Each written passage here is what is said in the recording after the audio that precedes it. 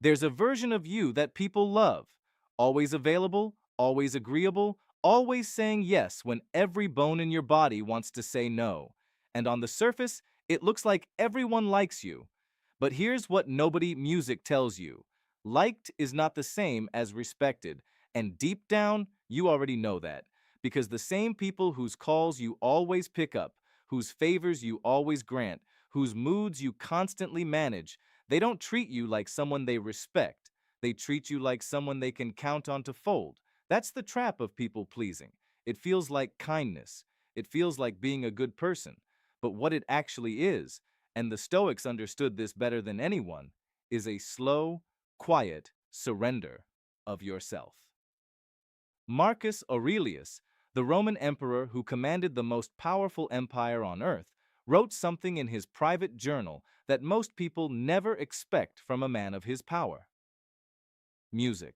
He wrote about the danger of living for applause, not the applause of crowds, but the everyday applause we chase when we shrink ourselves to make others comfortable. He called it one of the most dishonest ways a man can live. Think about that.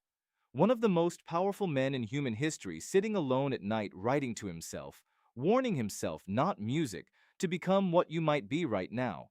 So why do we do it? Why do smart, capable people become professional people pleasers? It starts with fear. Not the fear of lions or fire, but a fear that's somehow even more paralyzing: the fear of being disliked. Somewhere along the way, most of us were taught that conflict is dangerous. Music, that saying no makes you selfish, that keeping the peace is the highest virtue. And so, we learn to smile when we're hurting. We learn to agree when we disagree. We learn to make ourselves smaller so others could feel bigger. And every single time we do it, we chip away at our own foundation.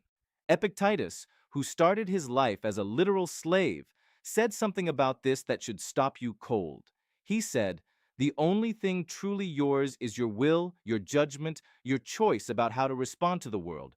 Everything else, other people's opinions, their approval, their emotions, that belongs to them, not to you.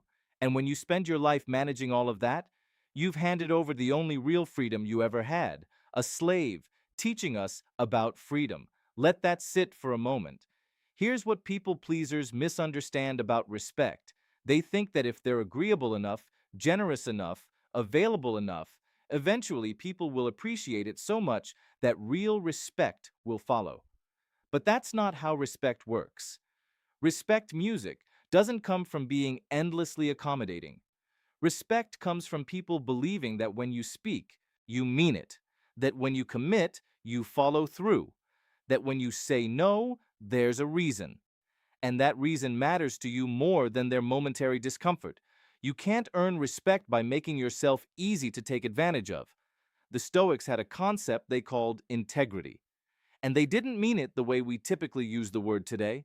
They meant something more radical. They meant the state of being whole, undivided, the same person in every room, with every person under every pressure. Not who you think someone wants you to be, just you, consistent, grounded, honest. That kind of person, music, is magnetic. That kind of person earns respect without ever chasing it. But here's where most people get this wrong. They hear stop people pleasing and they think it means become cold, become hard, stop caring about others. That's not what the Stoics taught at all. Stoicism is not selfishness dressed up in philosophy. Marcus Aurelius spent his music entire reign thinking about the well-being of millions of people he would never meet. Seneca music wrote endlessly about friendship and love and our duty to one another. The difference, music, and this is everything, is that genuine care comes from a place of fullness, not fear.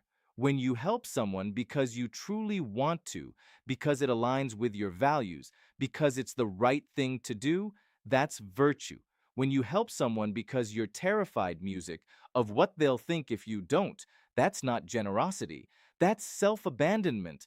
Wearing generosity's clothes, one feels like strength, the other slowly hollows you out. So, how do you actually change? Not with some overnight transformation. That's not how human nature works.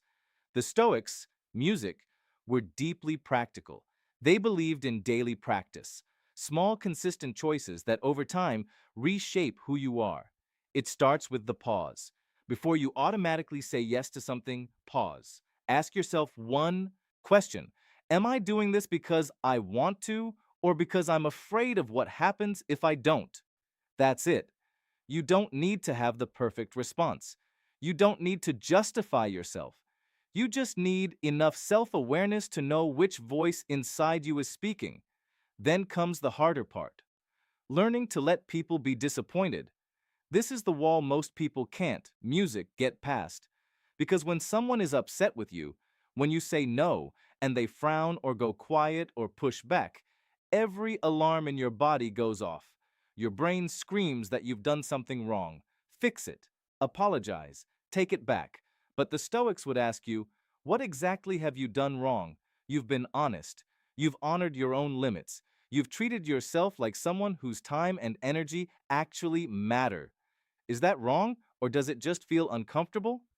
Discomfort is not damage. The ability to sit with someone else's disappointment without immediately trying to make it go away. That is one of the most important skills you will ever develop. And it gets easier.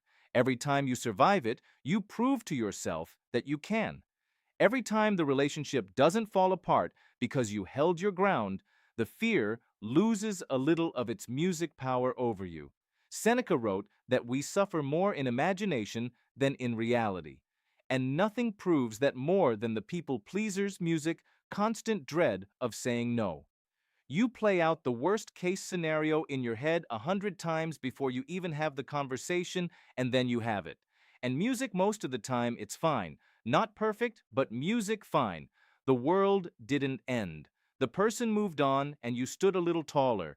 There's something else the Stoics understood about this, that music goes deeper than tactics. They believed that how you live your life is a statement about what you think life is for.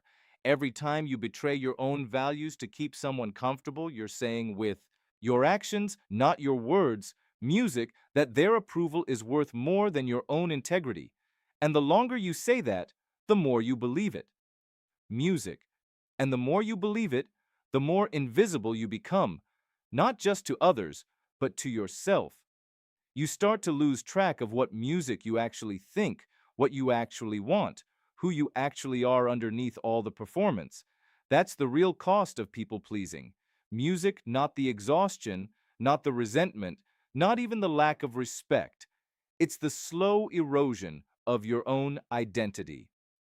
Marcus Aurelius asked himself every morning, what kind of person do I want to be today? Not music. What does everyone expect from me?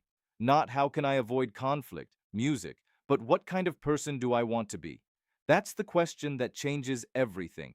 Because once you're anchored to that, once you know who you are and what you stand for, other music people's opinions stop being a threat. They become information at best, music, noise at worst, but not a verdict on your worth. You are allowed to take up space. Music. You are allowed to have boundaries. You are allowed to be honest even when it's uncomfortable. Music. You are allowed to say no without a 3-paragraph explanation. And here's the quiet paradox that waits on the other side of all of this. When you stop trying so hard to be liked, music people actually like you more because they're finally meeting the real you. Not the performance, not the mask you...